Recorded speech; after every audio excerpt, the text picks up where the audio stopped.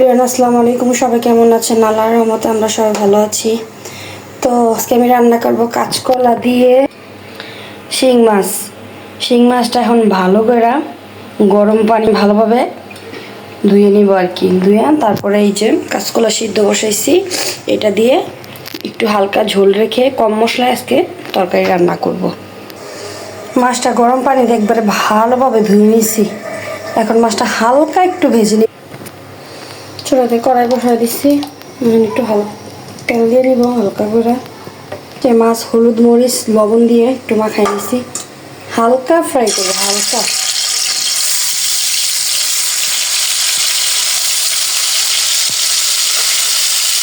অনেকে কষায়ও দেয়, কিছু মাছটাকে কষায় তারপর রান্না করে, কিন্তু আমার কাছে কাঁচা মাছটা একটু জানি কেমন লাগে, লেগে আমি একটু হালকা ভাজা দিয়ে তারপর রান্না করি। মাছ ভাজা হয়ে গেছে, উঠাই নেব।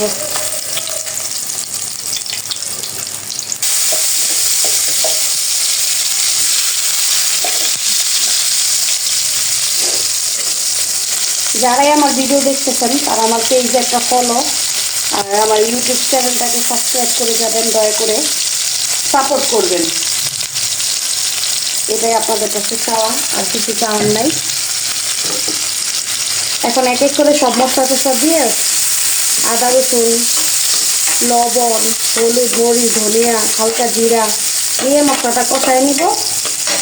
তারপরে কলা দিয়ে ভালো করে একটু কষাবো। মশলাটা কষানো হয়ে গেছে, এখন আমি কলাটা আর কি যে কলাটা সিদ্ধ করছি ওটা দিয়ে দিব। কলাটা এমন হয়েছে কেমন জানি একটু আর কি কালারটা হয়ে গেছে। কলাটা এমন হয়েছে কেন, কারণ কি? আয়রন বেশি, আয়রন। হ্যাঁ, আয়রনের কারণে। কিন্তু কাটলাম তো অন্ত পুরো ফ্রেশ, বুঝছেন? কিন্তু তরকারি দিয়ে দিলাম। কেউ জানলে কমেন্টস করে জানাবেন তো, কলাটা সিদ্ধ করার পর কেন এমন হয়ে গেল। আমি তো বুঝতেছি না এমন হলো কি লিগা, কারণ যখন কলাটা কাটলাম তখন তো কলাটা ভালো ছিল।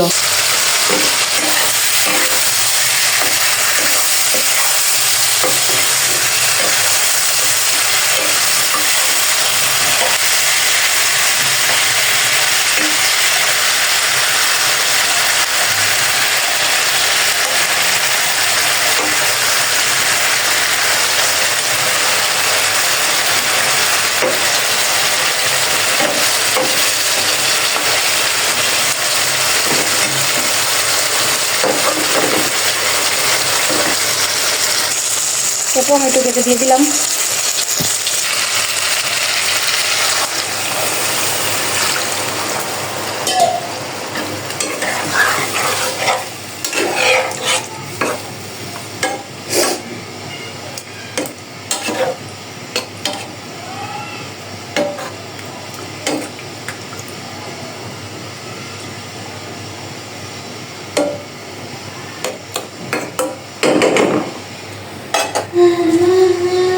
একটু পানি দিই, কারণ কলা তরকারি একটু ঝোলঝোলি ভালো লাগে, বেশি শুকে গেলে ভালো লাগে না।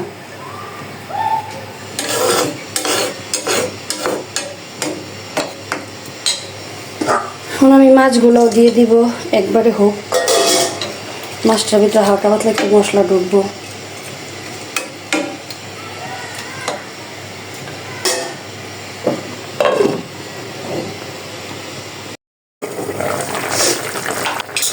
আমার তরকারি হয়ে গিয়েছে, কলা দিয়ে শিং মাছের ঝোল ঝোল তরকারি, পাতলা পাতলাই রাখলাম। আমার কাছে কলা তরকারি ঘন হয়ে গেলে ভালো লাগে না। আমার মা রান্না করে কলা দিয়ে ইলিশ মাছ দিয়ে, ওটা আরও বেশি মজা।